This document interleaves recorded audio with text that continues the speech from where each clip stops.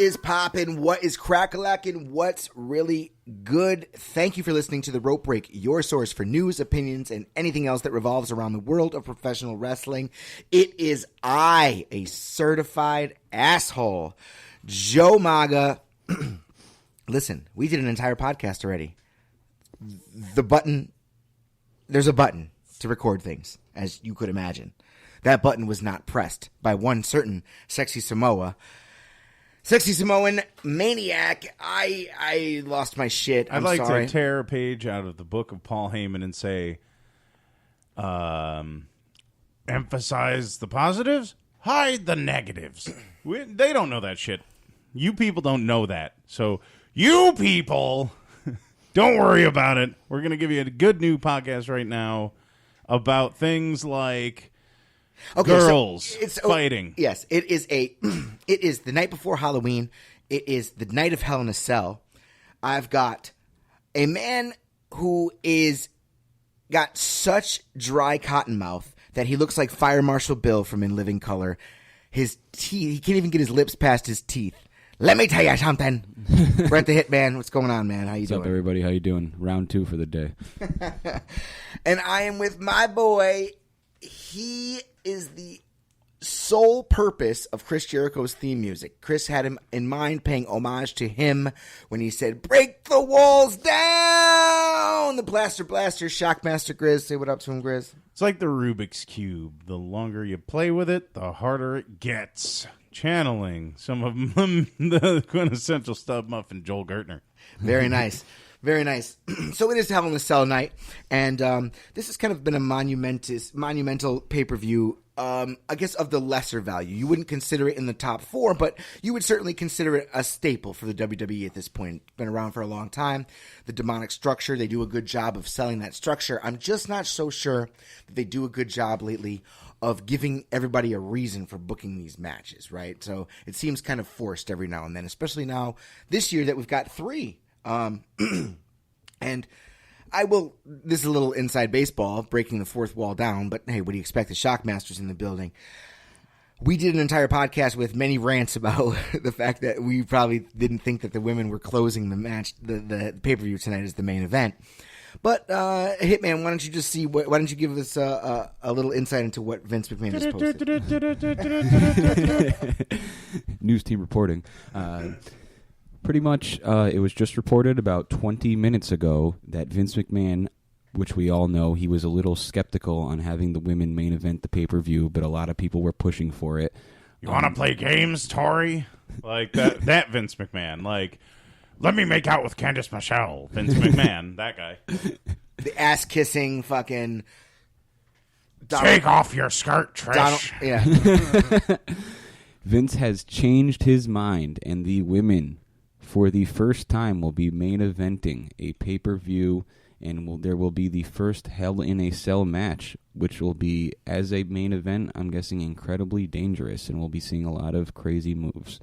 So, what do you guys think about this?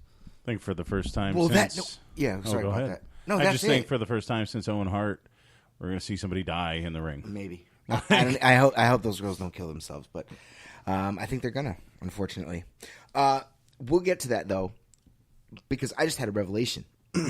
Maybe that was the reason why Vince didn't want them to main event, was Jericho's thighs. He wants that to be the main event. Oh, Jericho's thighs. Hey, where have you been hiding them thighs, Chris? Yeah. Brett, if you don't know, that's like when Jericho always used to wear like the long pants tights. Yep. And then when he changed his character, as Jericho is so good at evolving and changing his character, he decided to change his gear a little bit too and started wearing the trunks. Well, and it's well documented also that Vince McMahon, if you're going to be world champion, he would like you to be wearing the brief-shaped trunks and wrestling boots. Sparkle crotch. Sparkle crotch. Cena has somehow managed to negotiate past that, but otherwise, I mean, look at guys. Triple H went from the pants to the tights. I mean, all these guys went from the pants. Ryback even obviously was trying before he left, switching from the singlet to the tights. That's true. I think I always thought it looked really strange, especially CM Punk, like when they wear and Miz, when they wear the T-shirt with the trunks. It's like they look like my girlfriend. I don't have a girlfriend. I'm just saying, like, you're walking around the house in a t-shirt and panties. Yeah, no, it does look a little strange. But I get the point of selling the t-shirts and all that kind of stuff. But yeah, the Hell in a Cell, man. Mick Foley had an incredible promo on Monday night, just sort of explaining his thoughts on the demonic structure that is, and what it's going to do to these women, especially, which in an incredible segment. And it was very entertaining, and I'm sure the match will be very entertaining. But as you alluded to before, I don't think it's so necessary that these women go crazy above and beyond. Because, like, look at it this way. I think we've mentioned it before. Like, where's the ceiling here, right? Like, we saw it in ECW where they just went balls to the wall for 3 years straight of all this hardcore stuff, and then it got to the point where we weren't interested in it anymore. We had already seen it, or impressed by it, yeah. Or it got to the point where, like, those Japanese death matches started to happen, and it was gruesome, and people were getting hurt, and it wasn't entertaining. So, do you think that there's a ceiling here with the women? Like, are we fast approaching it? Like, not every match needs to outdo the next one, and we're going to get to a point where it's going to have to do nothing but backslide, i.e., Mick Foley falling off the cage, and now every time we see through the top of the cage, through the ring, It's like every time we see Hell in a Cell now, that's what you expect. We've got. And listen, there's been Hell in a Cells where that shit didn't happen, and the crowd totally tuned out. Shawn Michaels and Triple H, right? Yes. They didn't even leave the cage, and it was like, in my opinion, I was like, wow, I'm impressed. They managed to, like, make a match where they didn't fucking destroy anything, but still, Let me ask you guys something. Do you guys, with your expectations for tonight, obviously besides Rusev and Roman Reigns, oh my God, how bad's that going to be? Spear him through the wall and get the match over with. Get the match over with. Do you guys have any expectations for these two Hell in a Cell matches with the women and Seth Rollins and Kevin Owens? Do you think that something crazy will happen tonight? I think the women's match is going to be absolutely insane. I'm not looking forward to it, as a matter of fact, because I just don't want to see these people hurt themselves. Because Vince obviously will tell them that he's not looking for anything crazy because he probably doesn't want to see that. You know how he is. But he does that with the fucking wink. Very conservative, and he might do the wink. Yeah. But do you think that the women, Sasha Banks or Charlotte or Seth Rollins and Kevin Owens, will try to upstage that and do something crazy? Because we've all seen what Kevin Owens is definitely capable of, and he doesn't mind taking a fall, or you know what I mean? He's what I said last week. He's crazy. We saw Owens and Generico, or Owens and Zayn, in that ladder war. Like, Owens will take any bump, and Rollins will do any athletic feat. So I was already concerned about what they're thinking.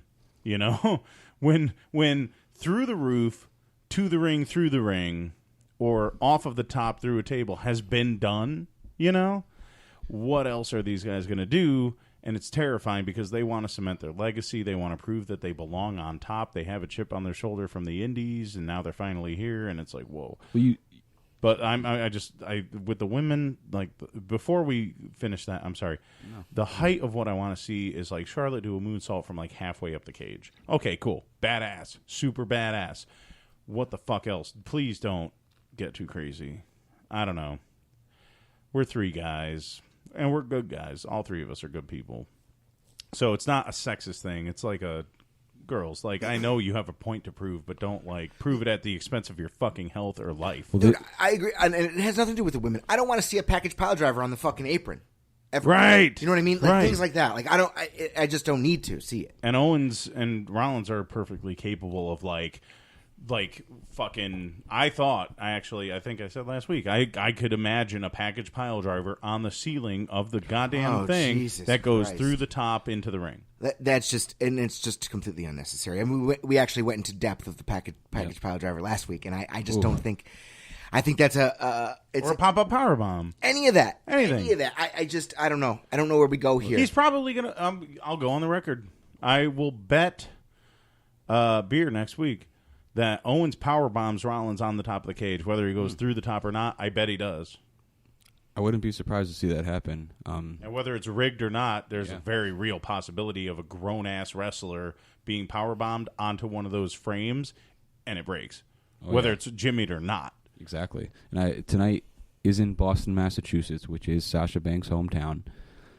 So maybe expectations obviously are a little higher, especially for her. So sure, especially now if the rumors are true and they're closing the match and they're closing the event on top of it, in front of her hometown, I think it's definitely going to be the risk. I mean, we've seen the risks that they take, and we've talked about it at length. Where in these regular matches, they made a point to say that the women will not hold back, and I don't know.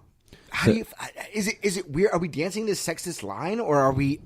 I don't want to see either one of them bleed. Sasha Banks wants to cement herself in the women's division. Charlotte will be cemented because of Ric Flair, but she. I disagree with you. I disagree with you because both of Flair's kids were garbage. Yes, I understand. I know that. Charlotte is not garbage, but she wants to live up to what her father was, so she will do something crazy in this match. Like he said, maybe a moonsault off. I'm telling you, if Sasha Banks were in this room right now, and I'm not throwing shade at my boy here, but if Sasha Banks were in this room right now, she would fucking forearm you because she doesn't want it to be called a women's division even. Yes. She's like, she wants to cement herself in WWE fucking history. Yes. And she has every possibility to without killing herself in a Hell in a Cell. I totally agree with you. I think we're I think Sasha Bailey was match of the year last year. Yes, 100%. So, like, you see, I don't know how to say it without coming across as sexist. Right, but I don't want you to fucking die. Are we being sexist, or are we just legitimately concerned? Because it's not like we haven't seen that bump with with Sasha coming off the ropes and when she was lodged in between the middle turnbuckle and she came around and almost broke her neck. Then she jumps out of the ring, suicide dives. Every time this woman does a suicide dive, it looks like she scorpions her whole fucking back, dude. It's like terrible. They are not 250 pounds of muscle, and they are not 300 pounds of fat.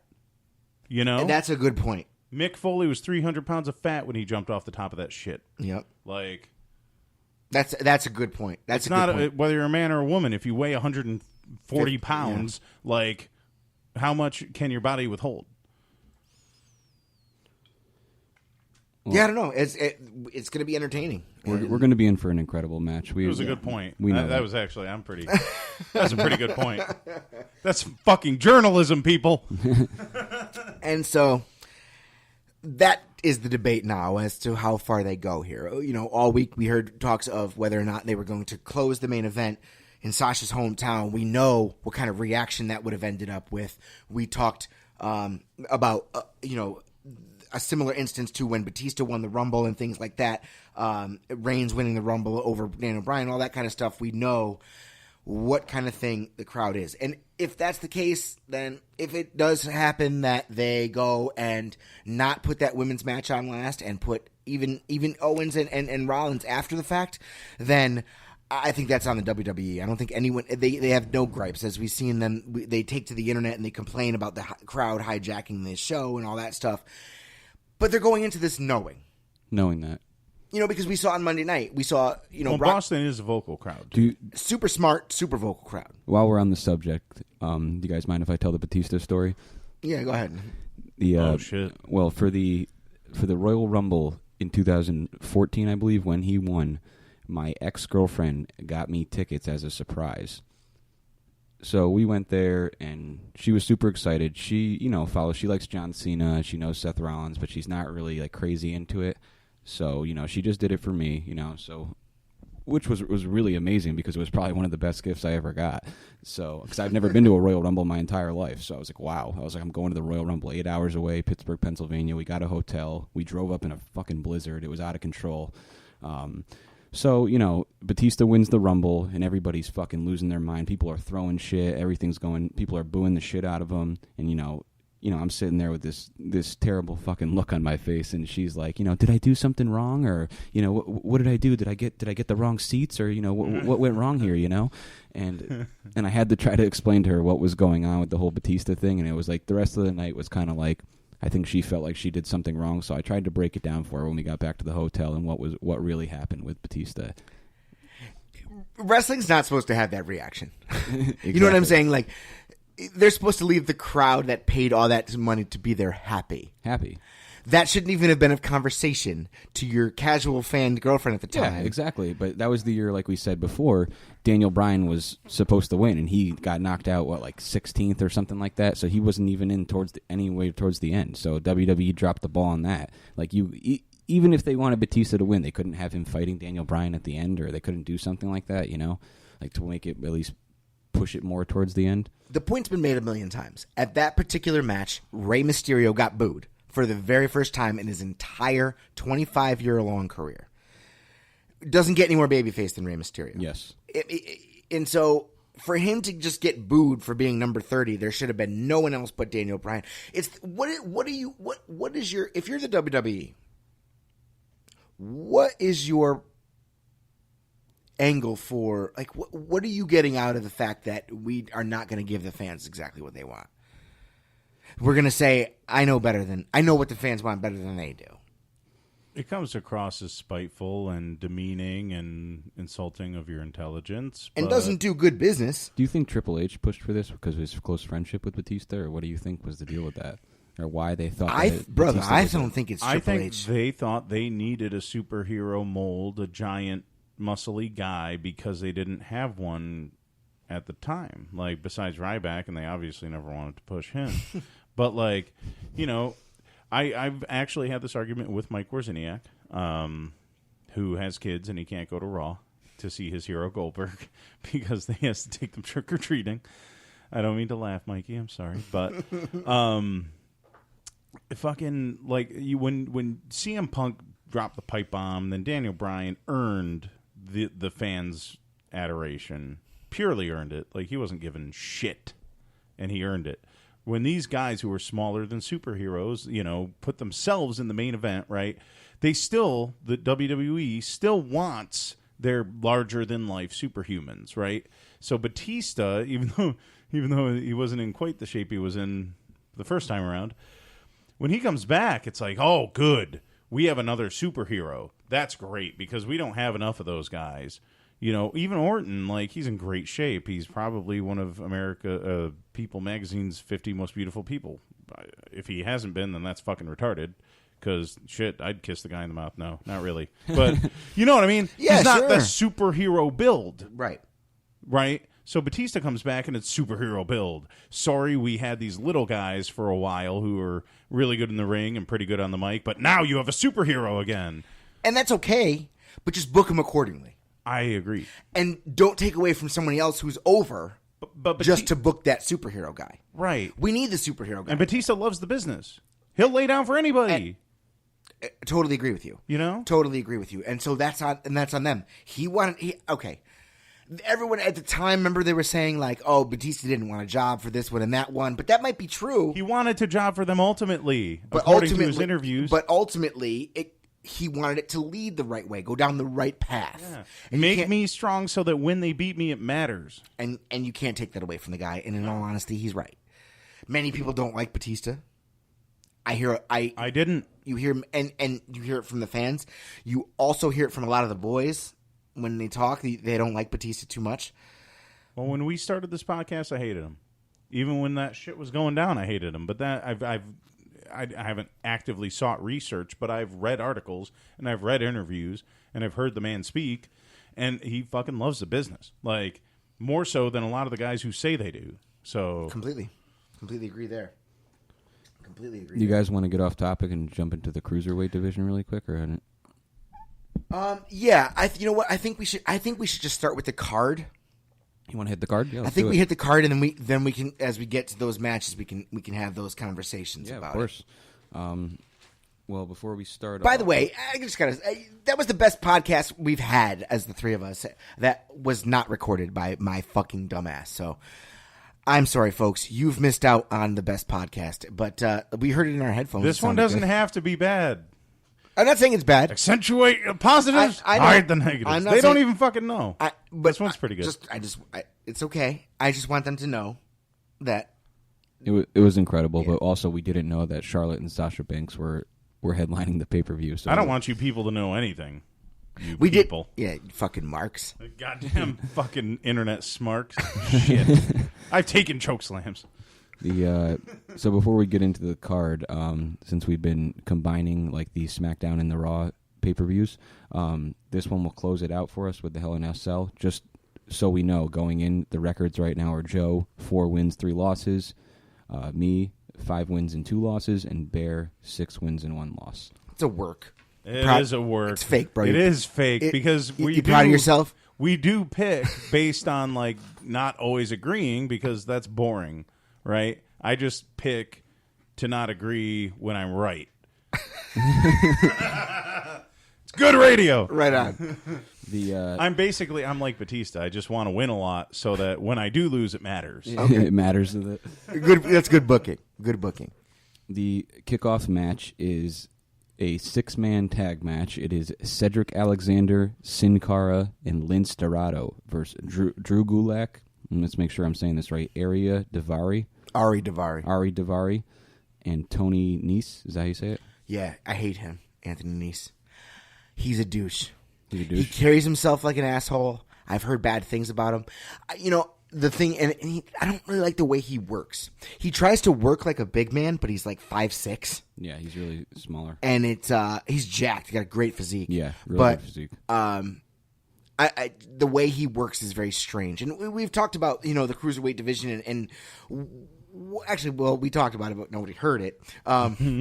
About how we think the cruiserweight division is going and the way it's booked and things like that. Like, in that it doesn't seem like we almost wish it was a little bit more of a spot fest. And say what you will about spot fest, and there's always something to be said for psychology in wrestling by all means. But in this particular instance, with the days of Kevin Owens and Seth Rollins having matches up at the top of the card, we do kind of want to see some spectacular stuff out of the cruiserweight division, and unfortunately we haven't really been getting that. And and for a second admit that TNA had something going with the X division, right? You've been you've been bringing up the X division, and that's a very, very probably solid because TJ Perkins was suicide manic. So if you're going to bring in an X division guy and you're going to put the belt on him, let him do X division shit because obviously that's what got him here, right? Correct. But what I said earlier today was that you can see this guy thinking. You can see him thinking like move, instead of like I'm going to progress the storyline. And what Joe's point was that you guys didn't have the chance to hear was that the storyline is for like Big E versus Carl Anderson. Right. Like, put him in the corner and stomp on him. I get it, but for these guys, I guess maybe a spot fest would be better. I just think WCW, maybe it was a different time, maybe it was different performers, but they captured storyline and high spots magnificently together. Yeah, totally. And you've said it a few times during this podcast. Accentuate the good. Yeah. And don't show the bad. And for somebody like TJ Perkins, he doesn't sell well. He doesn't tell those stories necessarily well. So get his ass out there and have him do a spot fest. And it'll be spectacular. Sure. That's what will get him over. Especially with the video game music. It's like you're going to pretend that like you're like invincible and like a video game. Yeah, and guys like Lince Dorado, right? Lince Dorado doesn't really speak English. He does okay enough to get by, but he is one of the most spectacular luchadors that has ever existed. Lince Dorado is like, whoa! Like a lot of these moves that like have blown our minds have come from him over these years. And he's in a 6-man. And he's in a 6-man, which is fine. But I just hope it is a spot fest. Like, show those things. Well, and we were saying like I've seen somebody like Hector Garza, bro. He's wearing like cow print tights and like has no personality whatsoever. But old. And he was old, but he gets on the top rope and does like a corkscrew plancha, and you're like, holy fuck! Yeah. But he didn't do anything else for that whole match. Right. So if we're going to go in the way of WCW like they did with the 6-man tags, then this could be phenomenal, or it... And in the world of lucha, like, the trios matches are the most popular style of match. That's what they do. That's how they get people over. They don't tag and stuff. They come in when they want. Yeah. And in that way, it's sort of... Well, do you think that's why WWE does these 3-on-3 matches? I think that's what they're trying to go for, but then it's just like everything else. It's just like the Wyatt family and how they're not kidnapping kids and being dangerous. Yeah. It's they take it so far and then they stop, right? So now we've got all the names you said should line up to be a incredibly spectacular trios match. Cedric Alexander should kill everyone and win that match, but hey. And then what they're going to do is It's not even an ROH bias. It's Right. like he's just good. But what might end up happening, which has been happening in this cruiserweight division, is somebody like Lince Dorado who can't even sell because he's got a mask on. I mean, you don't like how's that going to work? You got no facial features or anything like that. Do you think the point also of them doing the 3-on-3 matches is because they don't have enough TV time for these guys, so they just try to get as many of them in one match as they got can? like 3 hours and 20 minutes every Monday night? I just don't see how it's possible to not have enough TV They dropped time. the ball, just like we said before. It's like then you see Brian Kendrick after all these promos he dropped and all this shit he was talking to TJ Perkins. Now they make him look real soft. Last Monday they have him, telling TJ Perkins he's crying, saying that he needs him to give him the belt at Hell in the Cell. He needs him to purposely lose the match for him. Like, what the fuck is that about? I like that. I think it's good. I think it's a different angle than we've seen in the past. I think, especially in a world where everyone watching knows it's fake, right? Yeah. Because back in the 80s, you kind of almost pretended it was real. Now that they're like, hey, guys, we know you know.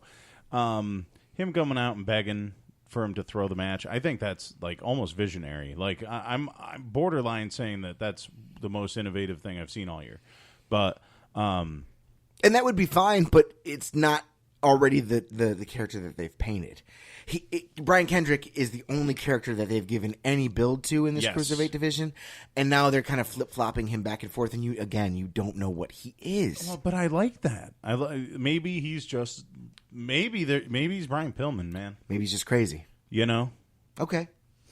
All right. Maybe you don't know what's coming from this fucking Okay. guy. Well, okay. Because can I see Brian Pillman going up to like Stunning Steve Austin or like Jushin Thunder Liger in WCW and being like, man, I gotta feed my kids. I need you to just let me win this one match, okay, brother? Right? Yeah, but that was a great promo. That's not how that promo came across on Monday. No, he actually did say something like that. He said He said that, but he said it didn't come across like that. Yeah. It might not be the fucking actor that He Brian said Pillman was, but I need to put food on the table for on my the family. Yeah. I don't think you needed to job him out to fucking Rich Swann for that. Like, whatever. But I like the idea. I think it's new. I think it's fresh.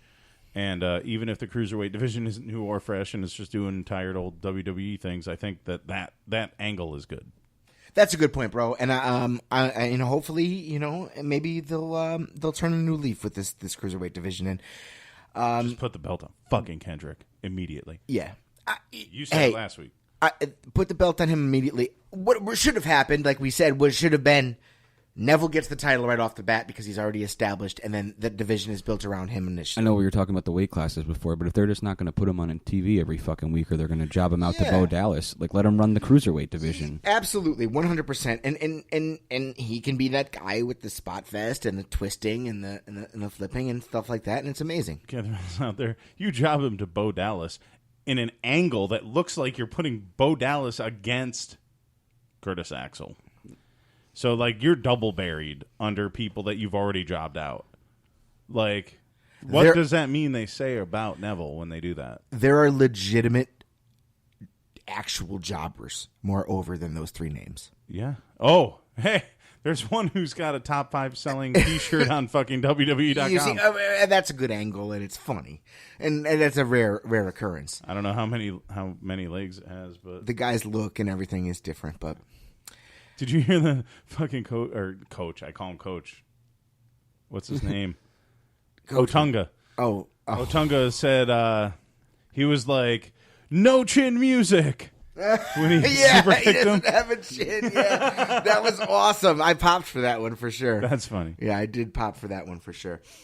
You know what? You bring up that's a good point about the cruiserweight division. Hopefully they'll move forward and have some good stuff.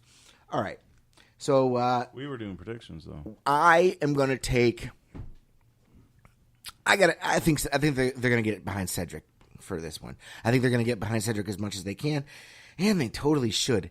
Yo, he was on Colt Cabana's podcast earlier in September, and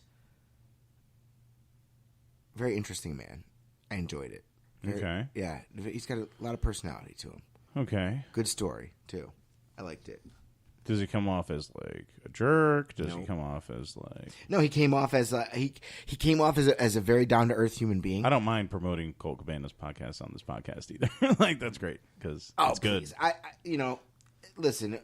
Anyone, I'm not gonna like pretend like other podcasts don't exist. I mean, well, we can be like audience. WWE and be like, no, it's just this. See, they've turned over a little bit of a new leaf in that regard too. Sure. But they still do things that are certainly different. So I've got Cedric Alexander in that team in this cruiser. I was going to take the Cedric team too. Cedric team. Yeah. I'm also going to take the Cedric team too. Cedric Alexander, Lince Dorado, Sin Cara. Oh, but Sin Cara's on it. He might take the fall. Who's on the other team? It's Drew Gulak. He's awesome, by the way.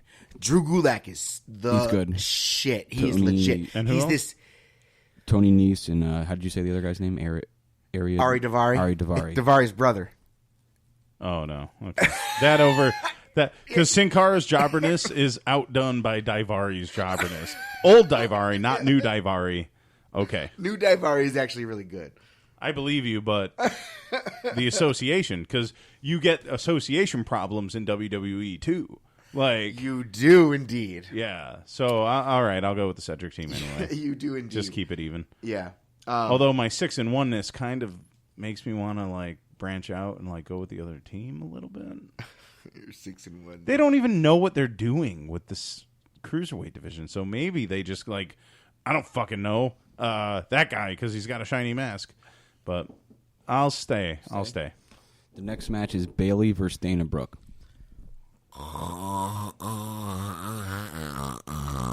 Fucking snooze fest. Exactly. Yeah, if Bailey wasn't hot as fuck. Are you serious? I think Bailey's super hot. I know it's weird because she's like kind of a childish character, but like she's a grown ass woman and she's put together, bro. She got a really nice butt. There are Twitter accounts for her butt. Bailey's ass is a Twitter account. Okay. Like, she's got a rack too, bro. Like, I don't know what they do Dude, to she's try got to make her look like a kid. She got a butter face and summer teeth, though. Like, everything else is good butter face. And she's got some summer teeth because some are going this way, some are going that way. I don't know if you know this about me. That's fucking good. I like brunettes. That's fucking good. I like brunettes. I like dark hair, dark eyes, olive skin. I like that shit. That's what Bailey is. You know, I wouldn't call her a butterface. I would. Especially when she's standing next to women. Yeah, well, like, when you have a beautiful wife, Joe, I guess you don't have to fucking talk about these things anymore. But for somebody like me, you know what? How about this? Fine. You You don't get to date Bailey. And Brett, neither do you by association with Joe. I get to date Bailey. And she's a big wrestling fan, so if I just put that sparkly fucking bedazzled rhinestone helmet on, yeah, it's on. It's on. Like for him. Donkey Kong. I don't think there. I don't think there could be anything less appealing to Bailey's 7-year-old audience than the Shockmaster. I don't know how it could be any more Bailey's opposite. audience is the entire WWE universe. Okay, everyone watches, so everyone sees her. So let's not. And for the record, I'm going with Bailey. I think I'm wrong. I think that other chick who bangs the fucking writer is going to win, even though she is not even a butterface because her body looks fucking off too. She is disgusting. She is. She's a good heel, though. She's hideous. She is hideous. She's a good heel, though. Who's she banging? And she's not even a very good wrestler. No. But I think she's going to win because... But you know what? She takes bumps good. Who's she banging?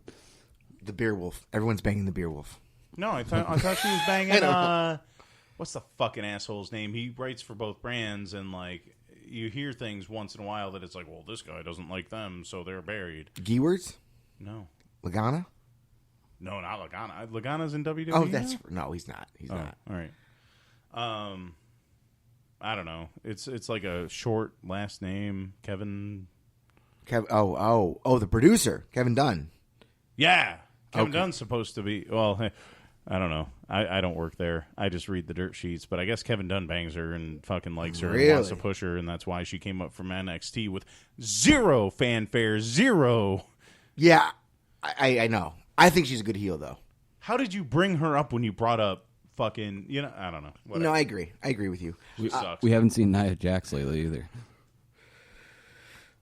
Well, maybe Nia Jax comes out and fucking obliterates both of them, and then has a feud with Bayley, and then Dana just does whatever fucking Dana does. Go suck some more dick. Whoa! So, hi, everybody. We're actually, remember that time when we were worried about, like, being too sexist? Earlier today? Is that happening right now? This is way worse than worrying about somebody's well-being. This is okay. So everybody listening at home, And just like that, we can flip-flop back and forth. everybody listening at home, I am not Sorry, I am not sorry at all. I'm not sexy. Hashtag sorry, not sorry. Sorry, not sorry. I just don't like anybody, man or woman. Do you want to so. keep this going? Is Joe going to take Bailey or the cocksucker? Which one is it going to be? I got Bailey. I got Bailey on We're all locking in with Bailey on this one. Good. And if she fucking loses, we're blaming you, Dunn, right? Oh, she's gonna lose. I'm telling you, she's gonna lose. If you guys want to catch up, pick Dana Brooke. I'm telling you right now. You still have time, but go ahead. I'm only one behind you, so I'm not I worried genuinely think Dana Brooke's going to win that match. Joe's two behind you, so he's got a little. He's going to have to change a few picks coming up. All right, the next match on the list is Enzo and Cass versus Luke Gallows and Carl Anderson. This feud has been a little interesting. 1 minute, I thought it was really boring, but I like what they did this past week. I don't like the singles matches thing where they put the tag teams in singles matches against each other and then go into the tag match. I think it's kind of strange. I think that's the only way to book tag matches, and when book backyard wrestling. Yeah. Not that matters, but that's how you build it. Like, the competitive edge, like, who's going to get momentum going into it, singles matches between them to see, like, what happens. Okay. Otherwise, what are you going to do? Have them fight other people but have them get involved all the time? Like, that gets tired. Sure. Okay. All right. So that's fine. I'll take that back. I'll agree in that. That's probably the proper way to book that. But the other thing I wanted to say with this is, like, where do we go with Enzo and Cass here? Like, if you saw the match on Monday night, Enzo won clean. Well, actually, no, he didn't win clean. He pinned him 1-2-3, but it was off of a The Cass boot from Nick interfered. Bass, yeah. right. So is Heel move, BTW. and that's my question. Was that a heel move that Enzo and Cass should be doing, who are totally over as baby faces, but at the same time, Cass is a badass. Right? Is it's it supposed to be? Yeah. Is it like you guys are cheating all the time, so we're going to cheat to get back at you, or is it like no, we're just going to cheat to win? Like, which of those things? I thought they were doing cheating to get back at them, but that's what, because Carl Anderson and Gallus, that's how they roll. You know what I mean? Yeah. But also, those guys are like, they were having that heavy title push, and all of a sudden they just got, you know what I mean? But they're going for that New Day to break the record or whatever like that. But Well, in that match, it was Anderson who stuck his head out and started talking shit to Cass, right? yes, Okay, so I mean, he initiated it, and then Cass hit him. So it wasn't like Cass just went in and interfered. So okay, so it is what it is. There's no pure. The line is blurred. Yeah. One thing I will notice that Gallows and Anderson have gotten a little bit better in the mic, and that's definitely because WWE has let them say what they want to say. That being said, this past week's promo on the way to the ring was way too inside baseball. People didn't get it. If you don't know Carl Anderson and Gallows from the New Japan thing and have listened to their podcast, that's probably why I didn't understand it as much. You know? See, you know what I mean? If you hadn't listened to their podcast and their terminology, the Good Brothers thing, the Good Brothers thing, all the skis, like all the like broski stuff, like that's them.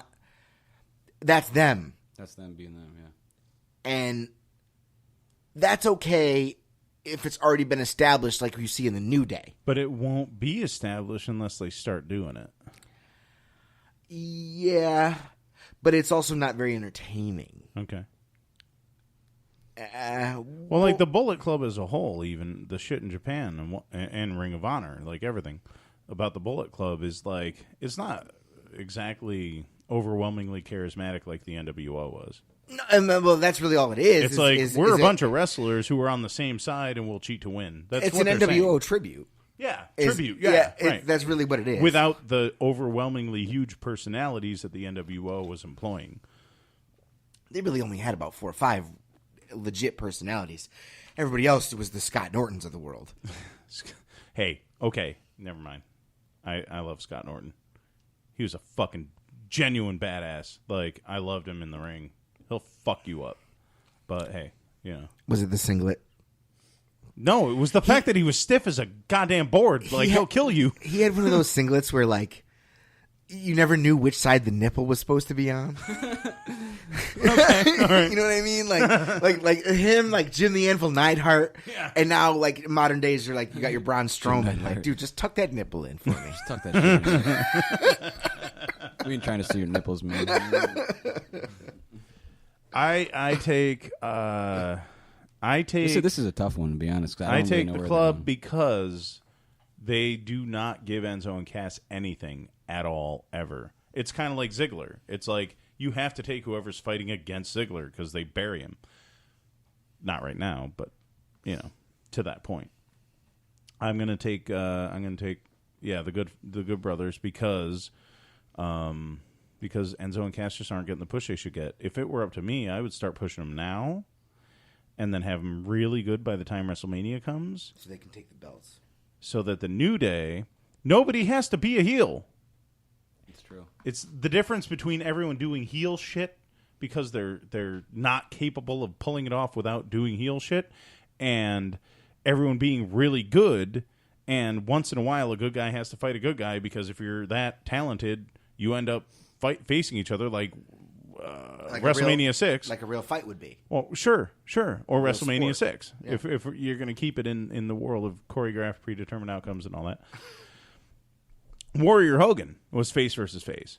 That's arguably one of the biggest main events of all of WrestleMania history, right? So you can have Enzo and Cass be faces, the New Day be faces, everyone love both of them and have them fight at WrestleMania for the titles when the New Day has already broken the record set by Demolition. You can do that, but you have to start pushing them before Royal Rumble. You can't just like decide at the Rumble with like 2-3 months to go that you're going to push them.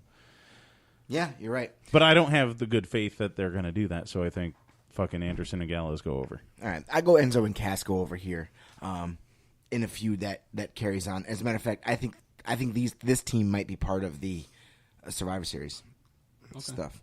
I'm going to go ahead and I'm going to lock in with Enzo and Cass, too. We're going to try to take Bear out in this one. Good. I go with Enzo and Cass, and I hope I'm wrong. In all honesty, I think Gallows has a lot of solo potential. I think you leave him solo, put Carl Anderson over there with AJ Styles, and I heard Court Bauer this week talk about it, the same instance, and he brought up a great point. If you put Gallows solo, you could send Anderson to, ironically, be the Arn to AJ Styles' Flair. Uh-oh. Yeah. That's yeah, and that could be something big. That could be big business. I can But so Gallows could go too because you need your Mongo or your But I think Gallows could be a star. I think he's good on the mic. I think he's got that look. I mean, and he works. He works his ass off for a big man. He works like Kane works. If WWE Brass had that faith in him, then I think he already would have gotten that chance. Festus, Straight Edge Society. Now, after his new life, too. Okay. I mean, but I've heard that he's extremely well liked in the locker room and that he improves morale. He's a good brother. No, it's true. That's really, you know what I mean? Yeah. Okay. All right. I hope so.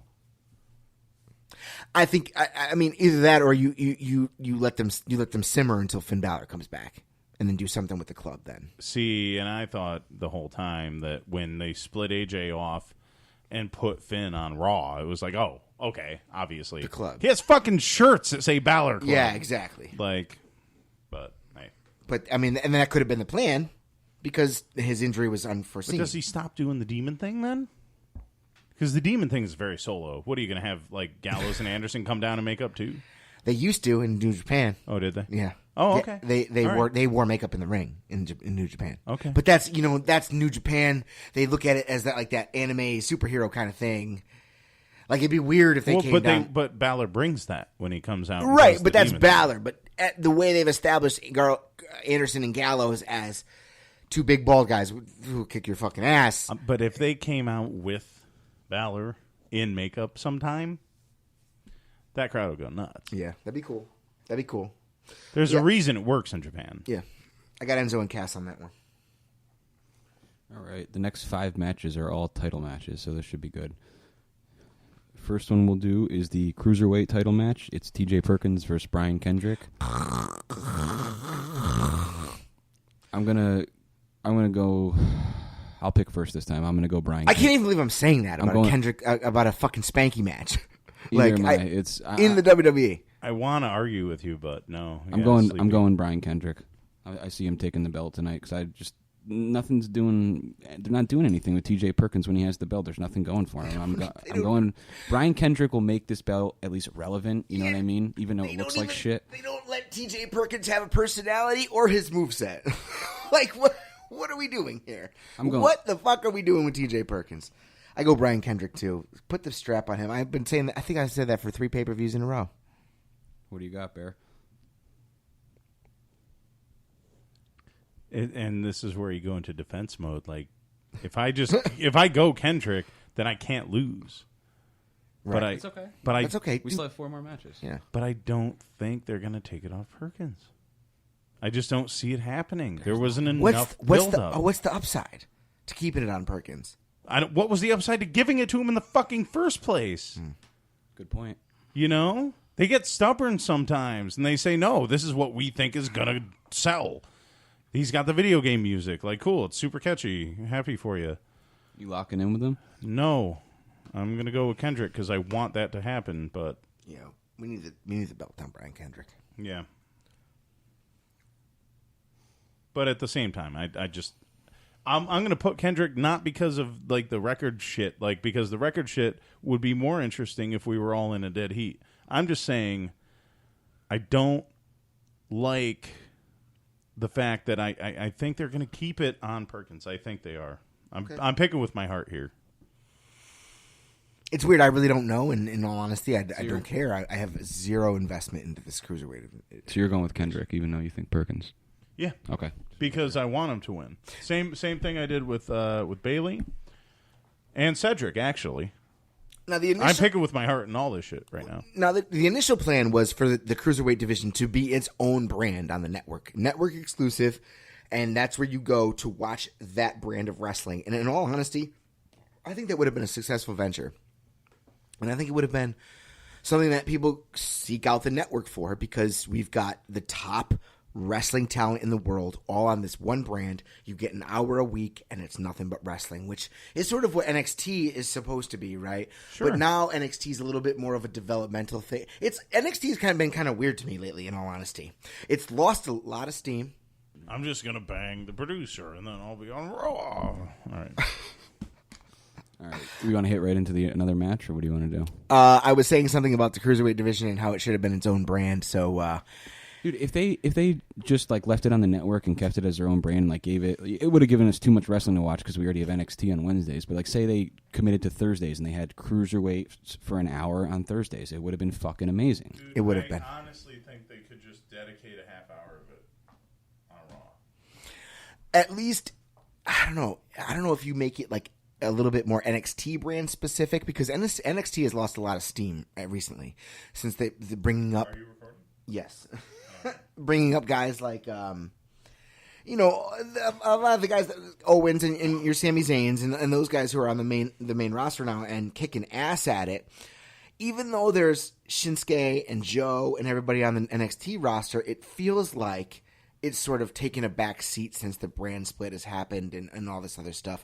And I think it's really just mostly because there's only so much wrestling any human being can watch. I mean, I am the biggest mark you can imagine, and I can't fit in wrestling. Like, I can't watch SmackDown.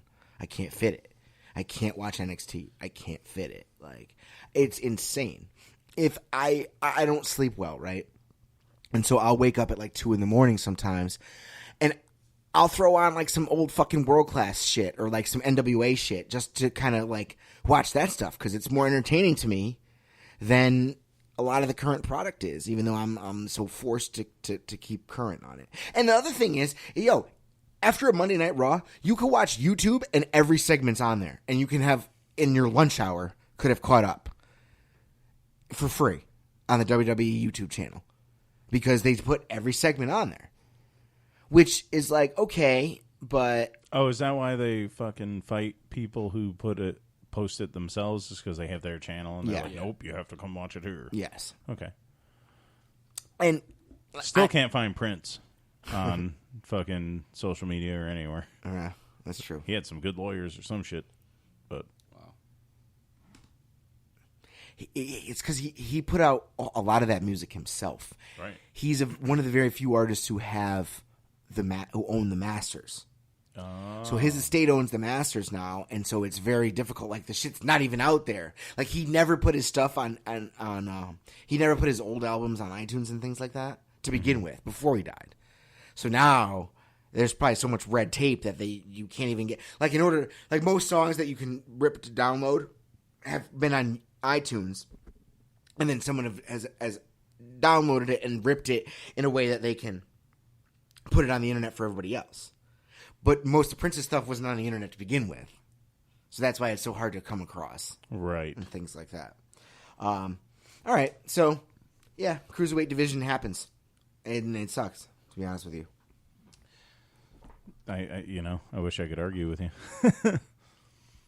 Let's go on to the tag team title match, which is the New Day versus Cesaro and Sheamus. I'm just going to go ahead and lock in with the New Day. This close to Mania, and I know we're not close. I know we just had SummerSlam, but like... We're over 400 days in this tag run now. Yeah, but... Who stops this run at 400 days for Hell in a Cell pay-per-view? Yeah, keep it going. It's not gonna Even happen. if it's a Survivor Series. That's what I mean. WrestleMania. That's what I mean. Yeah. So Sheamus and Cesaro beat them in a tag match on Raw because they're like trying to push it towards people. Good. Like, oh, they Exactly. have a chance to beat them. More reason to believe that the New Day is not losing these tag titles. Locking in. Yeah. Oh yeah. Listen, Hard. I'm sorry, folks, that we. If it was a suicide poll, this is where I would go. Yeah, and I'm sorry, folks, that we have this week is a little bit. We don't have very many conflicting predictions, but. In all honesty, there's a lot of lock matches, this is that pay-per-view. You know what? Put me down for Perkins. Are you sure? Yeah, let's just spice it up. Are you sure? Yep. All right. Remember, you're leading right now. Are you sure? Pick Perkins. All right. Let's go. Okay, guys, this is the first time I'm doing this. We're going in to change a pick. Bear has changed. I just want to make it exciting. I already have a certified G sleeveless shirt. I don't need to win anymore. He said, I don't need to win shit after getting this shirt. I love that shirt. I haven't worn it yet because I don't want to outdo it. Dude, I literally wear it every I'll wear it every fucking day. I wear it every day. I'm not kidding you. What does Lindsay say about it? She loves that shirt. She's like, you'll see her wearing it when you get home later, dude. My wife is a 100% Sicilian woman born in Queens, and I don't needless to say... a fucking certified G leopard print shirt with Enzo, who she happens to think is a very attractive man. He's a goddamn guinea. Yeah, sure. Yeah, so the certified G shirt flies with my wife for sure. You'll be going home later. She'll have it on for you, dude. Plus, the DDP Yoga's got these guns looking pretty good. So, shit. Hey. Yo, and I heard the wife can beat some ass too. Oh, well, we'll go. That's another podcast. Hey, man, I've only been to a few of your DJ events, and in a couple of them, she was ready to beat a few women up. So you were at one that was pretty wild. She went a little crazy the one time I went there. I was like, hey, Lindsay, well, nice to meet you for the first time. I was, that was like, it was probably about. I want to say 4 to 5 years ago. Was one of the I've known Joe for about a year before that, and it was the first time they weren't engaged, they weren't married yet. It was the first time I was meeting Lindsay though, and she was gonna rip this fucking girl apart. This girl, I forget exactly. All I know about Linz, and I mean, I've known her too for a little while. All I know about Linz is this really sweet, demure, she's super nice, man. Soft-spoken, polite girl. Some girl, I think she crossed Joe at the DJ booth or something like that. I forget what it was. Like, this girl was just... The girl was hammered. Yeah, something crazy happened. And she came up and was like, not only being super annoying about, like, song stuff. She asked him for Justin Bieber or something, dude. Which requests are fine, but, like... He was in the middle of a mix, too. She was trying to flirt, too, and she was in the middle of a mix. Then in like some sort of like half-cocked way to try and flirt, she just went to shift her hips like, you know, like girls do, like shift her hips one way and hit my stop button. So you punched her in the face. Verbally. I don't need to tell I don't need to tell anyone listening to this podcast what my mouth can be like. I'm pretty sure I already know how you're about. Yeah. Lindsay was in the distance too. She wasn't. Glad you've never been mad I was next to him, and because he was showing me the booth, and I was like, "Oh, dude, this is fucking amazing," or whatever. And I couldn't hear what the girl was saying, but I knew Lindsay was on the other side of the bar in the distance, and I looked over, and her eyes were locked in on this fucking. She came over, and it was like, dude, I'm getting the fuck out of here right now. Dude, my turntables literally have like that break stop where it's like. I was like, holy and so when the girl hit the fucking button, like it was the whole thing. Listen, Lindsay's fought many people. Falls count anywhere match. Lindsay's been in many fights. And Lindsay's probably been in just as many fights as like actually. I would be willing to bet that Lindsay has been in more fist fights than any woman on the WWE roster. She's probably been in more than me too. Yeah. More than all three of us put together. All three of us. I don't know about that. I used to talk a lot of shit, but I've only had a few, and they were like when I was really young. Like nothing that went like turned out to be fucking crazy. But I've only had a couple, so I've had a whole bunch. But hey, what are you gonna do? I guess it depends. I've turned over a new leaf. Yeah. I don't do that anymore. No, you just eat chickens raw and super kick people barefoot. Yep, yeah, absolutely. Dude, Ellsworth, don't headbutt me. Ellsworth hit a super kick on AJ Styles on SmackDown. That was pretty sweet, man. No chin music. No chin music. It's so over. He is so over. Oh my god. Ellsworth is so over. He is so over. I love it. I absolutely love it. What's next up on the lineup for Hell in a Cell? Gilbert was over too, by the way. Let's not get too ahead of ourselves here. Joe, you're locking in New Day too? Got it. All right, the next... Do you think New Day's getting stale? Or do you like it still? I think it's getting stale, but only because of the lack of competition. That lack of competition, and I feel like... I don't know if it's Vince, because it seems like they have, like, especially Xavier Woods, he has, like, you know, he can say whatever he wants on the mic. Freedom. They have the freedom which Vince has granted them, it seems like, which a lot of guys don't obviously get. Do you think they pushed the Bootios thing just way too far? The actual Bootios, like, so much product push on that one, it was like, all right. A little bit, but they're selling them on FYE.com now with the actual cereal in them, so people are actually buying the shit out of them. So each week they keep doing something different. Like Big E pulls the cereal out of his freaking costume and starts throwing it in the crowd, and they're over. So maybe there is something to be said for no competition, right? Because they don't have anything to say. Well, or anyone to fight, man. Like that whole program with the club. It's like, oh, okay, so we're going to give the club the belts now. No, they didn't. So we have to put a tag team together of two people that we have nothing to do with at all. It's like, all right, well, you guys fight for 7 matches or 5 matches or whatever. It's like, okay, so for the next month and a half, at least they have something to do. And then, oh, okay, so you're done. We said you would get a title shot, so you're a tag team. It's like, I honestly, I do actually think it's pretty good booking. I think you've utilized people that otherwise you were not utilizing. But they're not. Don't give them the fucking titles. Are you serious? Yeah, no, they're not going to get the belts at all. It's not head cheese, okay? It's not an odd couple thing. It's like... It's weird, though, that, like, WWE, on one hand, they want you to forget certain things. They want you to not, like, the Yes thing or the Daniel Bryan thing or the Roman Reigns being heel. They want to deter you from the way fans naturally go in one aspect, and then on other ends, things like Bootios, where the fans kind of gravitate towards something, and then they fucking ram it down your throat until it's nauseating. Like, the same kind of thing, dude, I hate to say it, is happening to the list. Uh-oh. Dude, last Monday night, the whole show was about the list. Because it was stolen, right? Hokey as fuck. So now you've taken something that is over with the crowd and rammed it down the throat to a point it's hokey. Too soon, too. But then... Because it could have strung out. But then, the stuff that the crowd wants, you don't want to give them. Yeah. It's a contradictory all the time. Yeah. All the time it's a contradiction of that shit. So it's just strange. But that was just a little sidebar about the New Day and what I thought was going on. All right. The next match on the list is the U.S. title match, Roman Reigns versus Rusev in Hell in a Cell. Another fucking snoozer. Do you need, like... Narcolepsy. I do need caffeine pills or something? So. Listen. Dude, come on. It's going to be a great match. Come on. You know what? I think this match, in all honesty, this is... I hope it is. I think this match will over-deliver for what's expected as long as they keep it to 10, 15 minutes. If it goes longer than that, I'm fucking breaking something. How's that? I'm not going to break anything, but I'm definitely going to, like, take a leak, fucking get a beer. This is the time where if you need to smoke some weed or if you need to fucking go to the bathroom like Bear said or you need to go get some food, this is the time to do it. Popcorn match. This is your popcorn match of the evening. This and Bailey, unfortunately, because I love Bailey. Dude, but you might catch Dana sucking some cock, so you might want to see. You might want to stick around for that. That might end up to be some much CTV. I don't know if Dana sucks cock. What? This is a PG product, okay?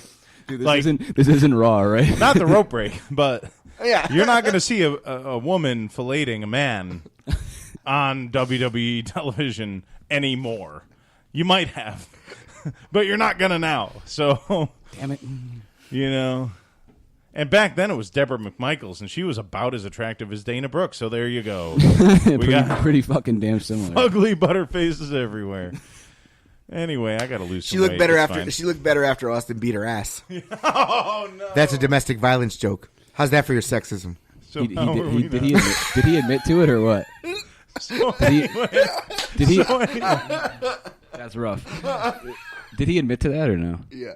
And whatever happened with that whole Nothing. situation? Actually, Stone Cold Steve Austin. He got arrested or anything? What the fuck could he have done? He gave the stunner to all the cops. Yeah, exactly. Yeah. Haven't you seen what happened when in an Attitude Era when cops entered the ring? They all got stunners.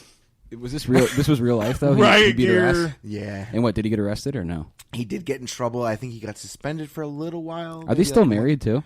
No. He's got a totally different wife. Dude, Stone Cold Steve Austin is a totally different man than he was when he was wrestling. Like, he was like without a doubt. That's why he doesn't want to come back because he was like a drunk animal back then, right? Yeah. Dude, drugs, the whole 9 yards. I know Pills. this is rough with all the domestic violence stuff going on. I'm not in favor of it. But do you think after when he was done beating her up, he was? I'm sorry. We're laughing. We're so terrible. Do you think when he was done, he was on the ground like fucking putting the finger in her face like this and everything, and he was like calling out for beers too? He was hurt. My God. This took a left turn that I did not want it to take. But then these jokes, like, now we're getting into Benoit range. Yeah, like, I know. Let's tone it down a little bit. We actually might Benoit's want a to sick edit fuck. some of that out. Maybe. No? Okay. Hey, I'm not in favor of domestic violence. Just putting that. No one here no one is. We're just laughing, having a few don't- jokes about it. That's it. Nothing. Sorry, Stone Cold, if that hurts or anything like that. But we're just, no offense or anything. We are not in favor of that at all. And I don't want to see Sasha Banks go through that cage. You sexist motherfucker. Oh, you're sexist now because she's a smaller girl than Charlotte. But you So see Charlotte don't go mind- through, right? Yeah. But I mean, Charlotte is bigger than I am. Like, she can do Charlotte's whatever a fucking awesome goes wrestler, dude. She's a rare specimen, man. Her promos, man. Unreal. She's a Her rare promos specimen are too. awesome, and her incredible athleticism. She moves like her father. Like she's It's that unreal. good. It's I unreal. never for saw a her woman, man. father do a moonsault off the top rope to the outside. And So- yeah, you're right. You're right. She might be better than him with the moves, but I know this is probably another bad thing to say. But I've heard also that is this true? I'm just asking. I've heard a few rumors that she's a lesbian. Is that true? Oh, I have no idea. I guess it would kind of make sense. I would love maybe. to see her like try to chase Ric Flair's title as to women betted. Oh, That would be good. that would be nice.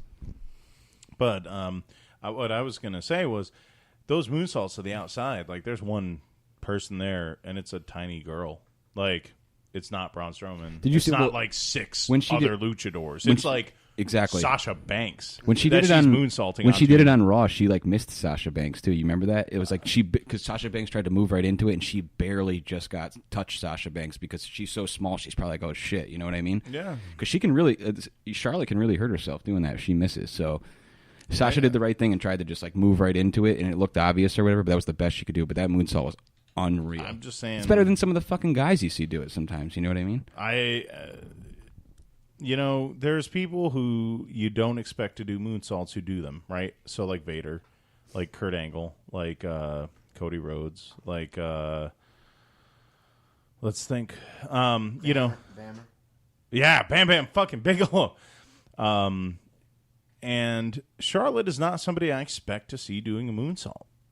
You know, I understand that Lita did a bunch of them. You know, I'm not saying that women aren't expected to do moonsaults. I'm just saying that I don't expect Charlotte to do a moonsault to the outside, to the floor, let alone with only one person there to catch her, let alone that one person being considerably smaller than she is. So she's doing that like on a whim. Like she's doing that like, maybe somebody will catch me. Like, let's go. And that's admirable. That's why I said earlier, like, I really kind of think that a moonsault from halfway up the cage is about as intense and extreme as I really want to see from this match. So, do you think that if Charlotte is going to chase the most women bedded title, that her vagina is like the underground tunnels of Disney World?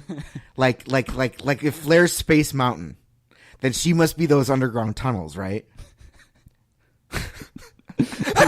There's like fucking speakers. Like, for those of you who know me, I'll make an inappropriate joke like literally all the time. Like I want to make an inappropriate joke, and this podcast today has gone even farther. Woo! I'd say this podcast has probably gone farther than I'm typically comfortable with. But it's okay. I just don't want to be associated with all the... I don't... Whatever. Oldest ride, short, longest line. Listen, he spent his entire career... Sexualizing women. And himself. Yeah. And himself. Yeah. Objectifying women. And now he's got a daughter who is the most premier athlete in the company. I don't feel bad. No, and this is what I'm going to say, because I don't mean to shit on Ric Flair either, but I witnessed it at Danbury Chili's and what he was doing. He's a fucking waste case. He's getting drunk 24/7, and I hate to say it about him, but what he was doing to the waitresses there was inappropriate, and he was tipping them all $100 bills, so he thought he could do whatever he wanted. And at the end of the night, that's what he was trying to do, take them back with him, and he was trying to take advantage of them, and that's what he does. So, I'm not going to say he does that all the time, but from what I witnessed, it was kind of hurtful to say that, because you're like, oh, I look up to this guy, you know what I mean? Because he's been one of my idols. He's like one of the best wrestlers I've ever seen. My grandpa showed me him before he passed away. Sure. He introduced me to wrestling on Ric Flair and Hulk Hogan and guys like that. And so there's totally that sentiment for many people. Exactly, and it was kind of hurtful to see that. You know what I mean? Because look, I mean, he's still on TV at times. You know what I mean? But it's like people look past that because he's such a celebrity sometimes. But you know what I mean? I think there's something to be said about how an artist and what they create.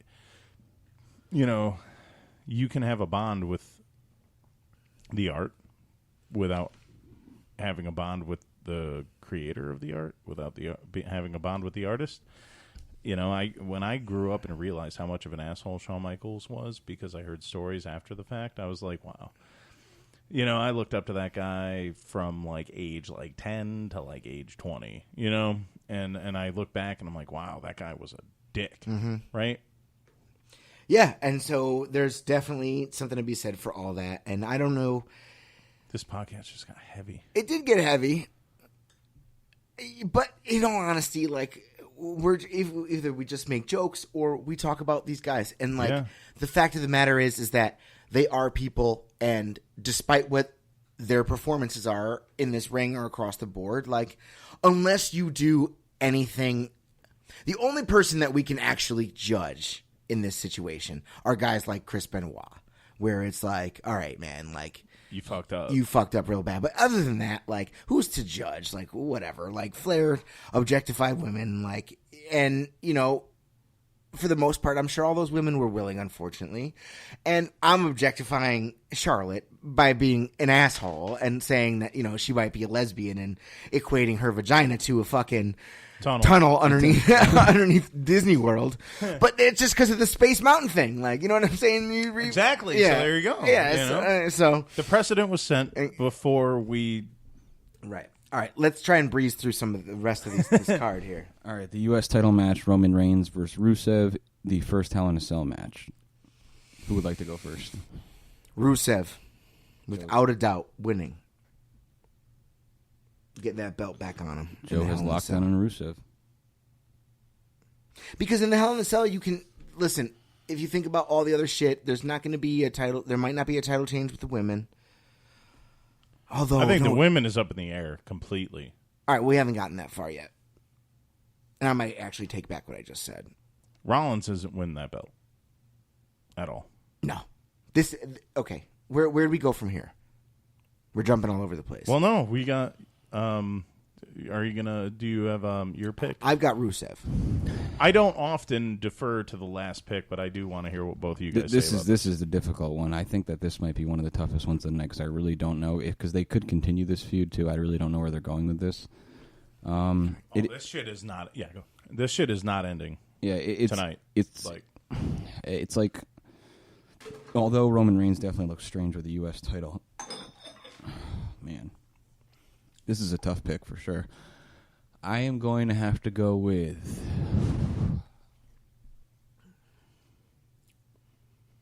I think you give Rusev a chance to get the belt, and at least if you're not going to turn Roman Reigns, which we know they're not going to do, it gives them something to chase. It gives them something to chase over and over again.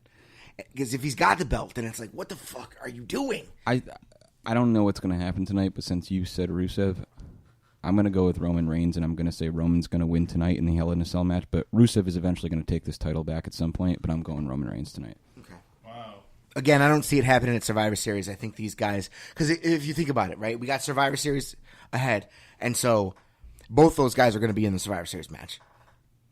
There are 3 Survivor Series matches. They're That's not what I going to mean. be in the women's match, but they might be in one of the other ones. But you guys, what you've really done here is create a conundrum for me where It's a tough choice. Well, you've got Joe who's saying Joe Maga, who's saying that that Roman, you know, is not going to take it at all, and I see where he's coming from because you've got what's her fucking name, Lana. You've got Lana there, but she can't be in the. Can Lana be in the cell? I don't believe so. Okay. Like, So- I guess, you know, like when they always have those things where they go to open the cell up and she could eventually get in somehow because, you know, when they like try to get out of the cage or whatever. Or if Reigns spears Rusev through it, then she can crawl in through the True. hole. That's very true. If that happens, all of you listeners, please buy me beer because I just called that shit. Well, I can see that happening too because if that's going to happen, it's going to be with the spear for sure. Oh, it's definitely the spear. But I don't know. It's a tough pick to make, man. It's super tough. And you guys fucking... I really wish you would just pick Rusev, Brett. That's what I was trying to do. I was like thinking about it, then I was like, let me make it tough on Bear. I just... Fuck.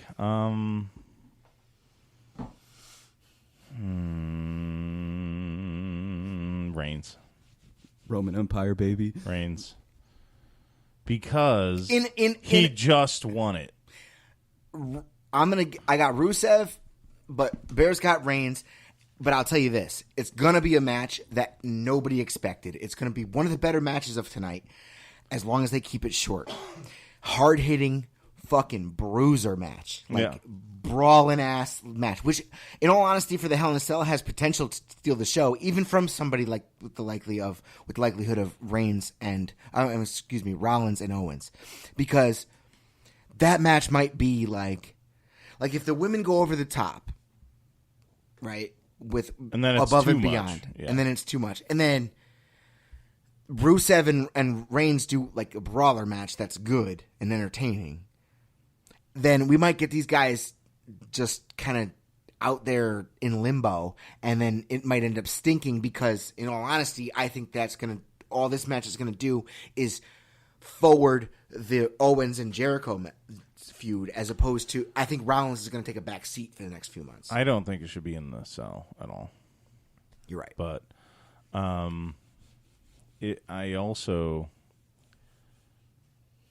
we'll get to that match. Yeah, but we got it. We're running out of time. Right. Heavy Universal title match: Kevin Owens versus Seth Rollins in Hell in a Cell. We got to that match. Okay. I've gone on the record and I've said I watched Ladder War 3 and I know what Rollins is willing to do because he's like this right. superior. If there is an athlete in WWE who might be better than AJ Styles, it's Seth Rollins. And that's a might. That's a big might. But he is a goddamn gifted athlete. He's a freak athlete. It's just that sometimes he's portrayed as a little bit reckless in the ring, whereas AJ's not. So wrestler-wise, AJ's the better wrestler. Right. However, Rollins, I would agree with you, might be I know for a fact. I know for a goddamn fact. If Vince McMahon said, guys, I want a package pile driver through the cell, they would do it 100%. They would go to Vince and say, hey, I kind of want to do this thing. And he'll say, you're fucking crazy. Yeah. He won't let it happen. Right. With the nudge and the wink, like you're saying. Yeah. So these guys are willing to do anything at all, just like the women are. In fact, maybe because the women are getting the nod and getting the main event, maybe they want to go even a little further to say, no, we should be in the main event. How could you take that from us? I mean, Owens, 100%. Kevin Owens? Yeah, just fucking put in Sharpie. He's not losing this belt. But I also forward the notion that these guys are going to overdo it. It's going to be nuts.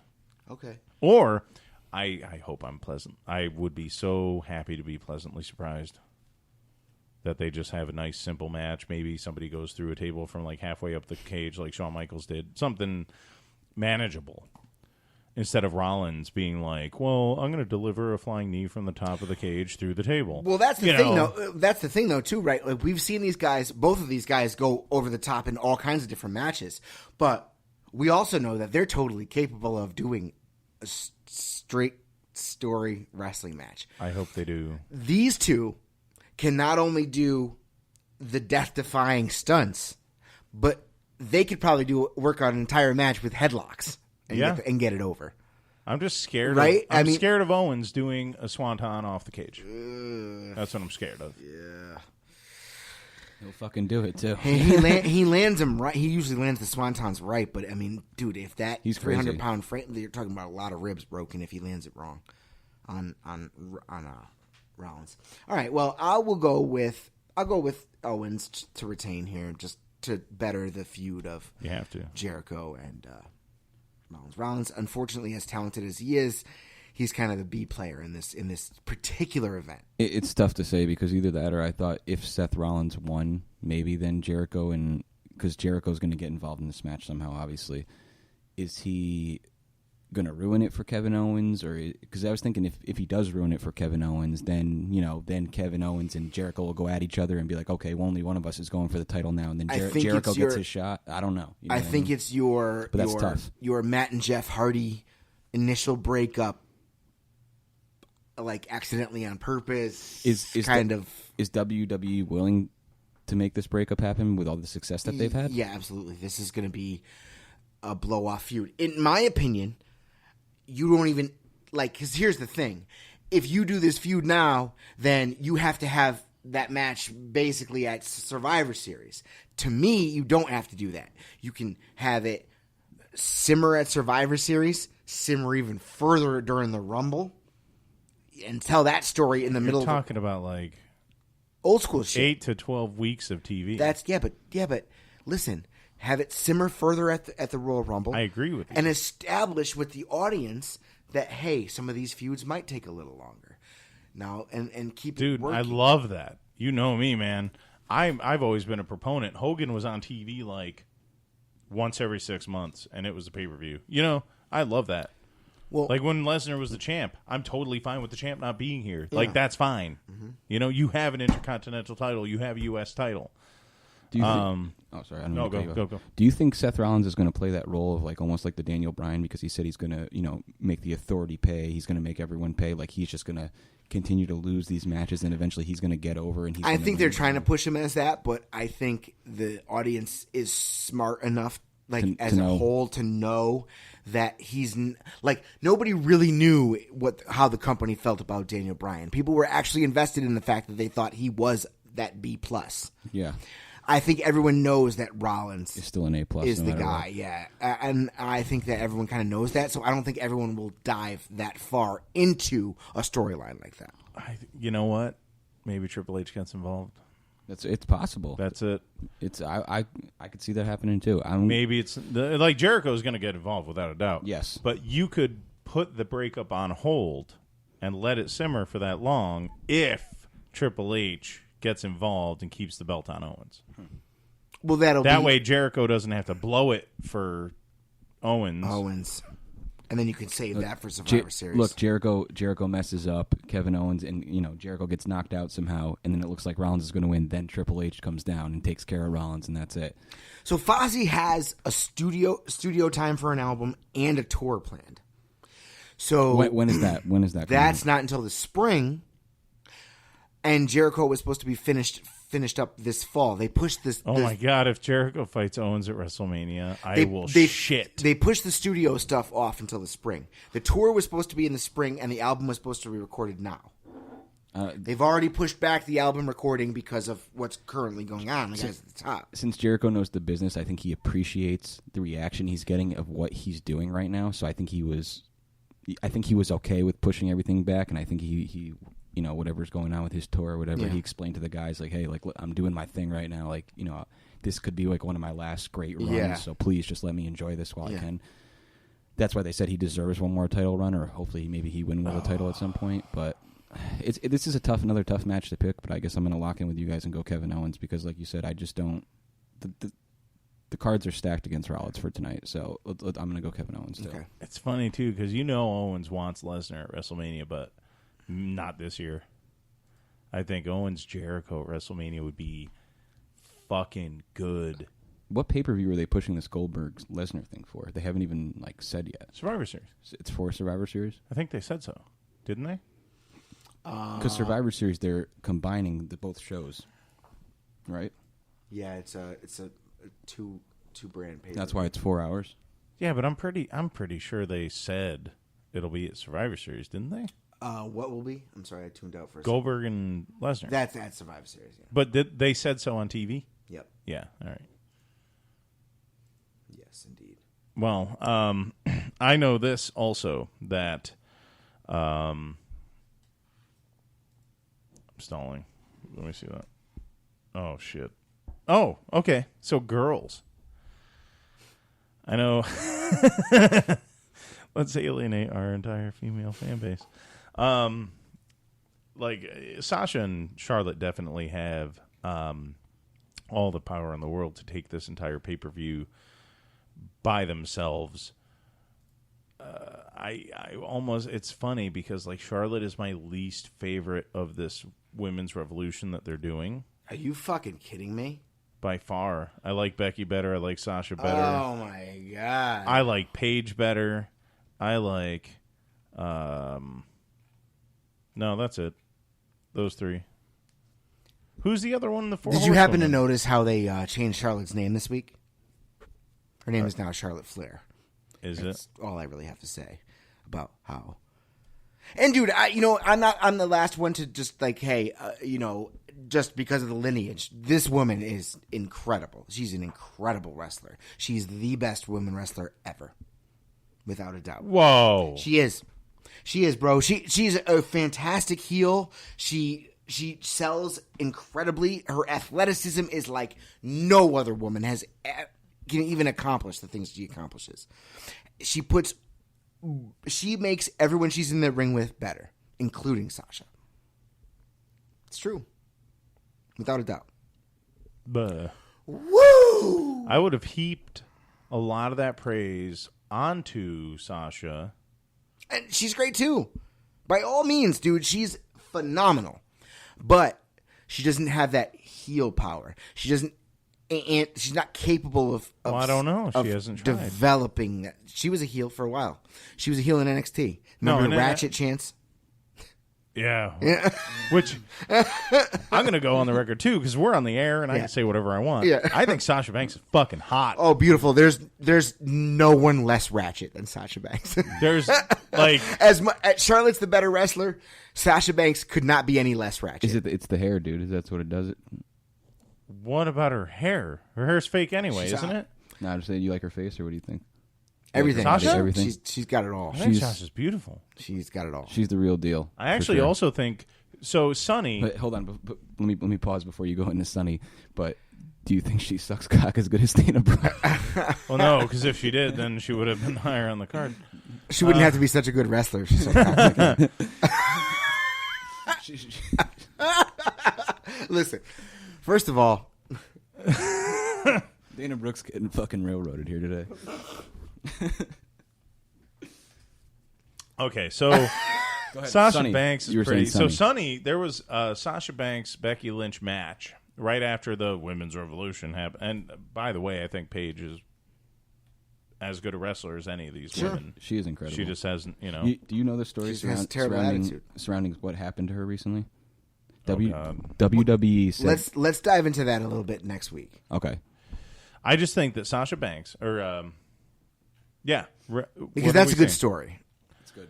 So Sasha Banks and Becky Lynch were in the ring fighting each other, and Sunny posted a tweet that was like, "Wow, these girls are good wrestlers, but what a bunch of butterfaces, huh? Ha ha ha." And I'm like, okay, Sonny, first off, you look like a dude in your porn, by the way. B, and I loved Sonny back in the day. I mean, Back in the day, she was unreal, but dude, I believe our initial lead-in to this podcast was like me saying, Tammy Sitch is not a whore. But, yo. She faked cancer for her own benefit. Sasha Banks is beautiful, and Becky Lynch is beautiful. I don't know if you guys ever see any of the like glamour shots and shit like on WWE. I'm not denying that. I'm I've not seen denying it. that. This woman is... I just don't think she has much charisma. who are we speaking about right now? Becky. Becky. I think she has a ton of charisma. I just don't think she's Compared to Charlotte Flair. a very good actress. Did I you don't s- think she... Did you see? Go ahead. No. I'm sorry. Did you see what Kevin? Now that we were on Kevin Dunn before, there was. Did you?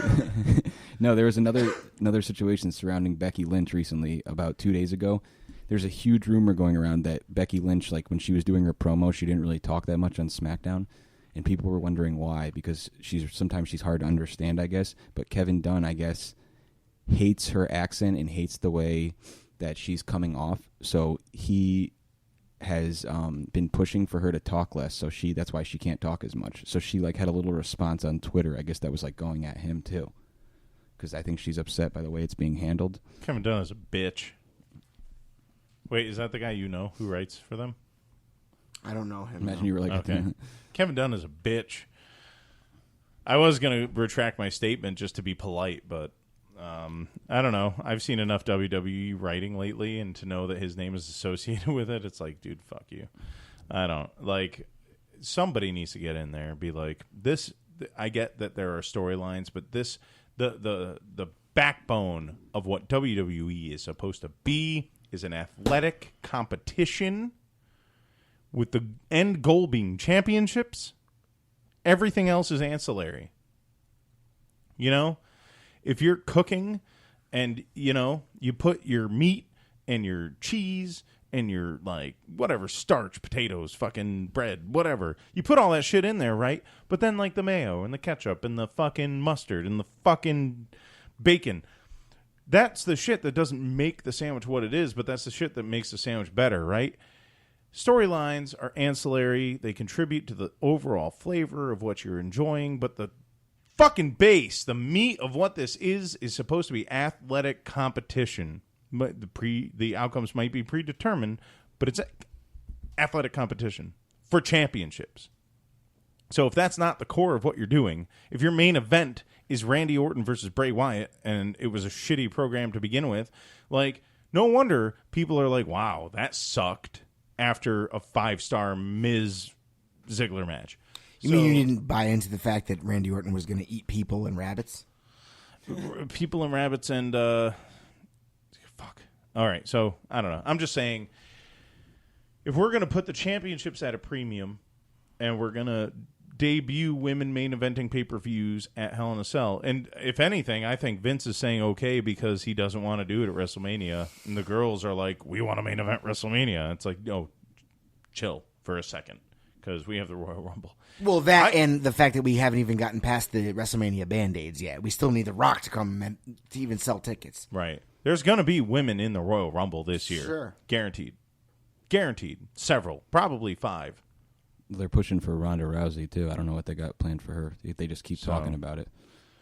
You know, if you got women in the Royal Rumble, you know, and Lucha Underground does this. They have women fight men, and that's fine because it's fictitious, right? Like, so, Exactly. I don't know. We'll see. We'll see what happens. Let's move on to the last match, the women's title match in Hell in a Cell. Sasha Banks versus Charlotte. This is impossible to pick, in my opinion. A lot of them, like the last 3 matches we talked about, I guess, besides the Kevin Owens one. Well, okay, so we've got a hometown crowd for Sasha, right? Typically, by WWE standards, they always have the hometown hero lose. Unfortunately, Charlotte hasn't had the belt in a little bit. As far as the matches go, I go with Miss Flair in a match that shouldn't be happening. They shouldn't kill themselves like the way they're going to. There's going to be blood. There's going to be bumps that are disgustingly painful to watch. And I don't think any of it's really all that necessary. How great would it be to come back on this podcast next week and say we were wrong? It would be fantastic. And everything was tasteful. It would be nice. It would be nice. So I hope that happens. But I don't see it happening. I've got, again, the best women wrestler in the world, without a doubt. Alligator shoes, the whole 9 yards. I think we will come back here on the podcast next week and say that because they're going to put on an incredible show tonight, and I think they know what's at risk here because they know what they're getting themselves into, and they got the approval and they want it, so now they're going to get it. So this is what's going to happen. You know, if there is blood, there's blood, and that's what this is the match they asked for. So they want to be the first women. They're going to do it. They're going to set the standard, and they're going to move forward from here with it. If this is boo, yay, you just won. That was good. Yeah, well played. Well said. That's how I was just trying to play both sides. You know what I mean? Right on. This is a very difficult. I'm going to go Sasha just to go against Joe. All right. Purely for the interest of having differences because so many of these matches are pretty fucking cut and dry. Yeah. I mean, it might as well not even be a pay-per-view. But, hey, whatever. Gotta have those. Grinding the flesh. Get him in that chain link fences. Gotta get him in the cage. Wow, this is difficult. As much as I want to say that Charlotte is going to win this match, I think because it is in Boston, I think even though they usually change it up, I think they're going to keep it on Sasha Banks tonight somehow. It's going to be an incredible match. Charlotte will get the title back at some point, obviously, but I'm going Sasha Banks tonight too. All right. Just because it's in Boston, I think just because they're making history and everything tonight, I think Right. it just would fit perfectly. They can have like confetti come down or whatever when she went. They'll do something crazy for her. You know what I mean? Because it's her hometown. They're making history. Maybe they'll both stand in the ring with bloody faces at the end and hold each other's arms up. Who the hell knows? You know what I mean? Well, yeah. And maybe they realize that they're going to piss off this crowd when everything is super predictable and boring. And you might as well send them home happy. Exactly. But also, I think that... shoot, I completely lost what I was going to say. That's okay. Listen, we've met our predictions, and What are we at in the timer, Maga? What do we got? we're way over 90 minutes. So to everyone who's still listening, November 5th, the team will be at NEW. But before that, the team, it looks like, will be at Raw. Oh, Raw tomorrow night. Hear all about our live experiences, and we'll catch up with what happened at Hell in a Cell. Tell you how fat and old Goldberg is. Next week on The Rope Break for the Shockmaster Grizz, for Brett the Hitman. I am Joe Maga signing out. Peace. Got 2 words for you. Legit boss.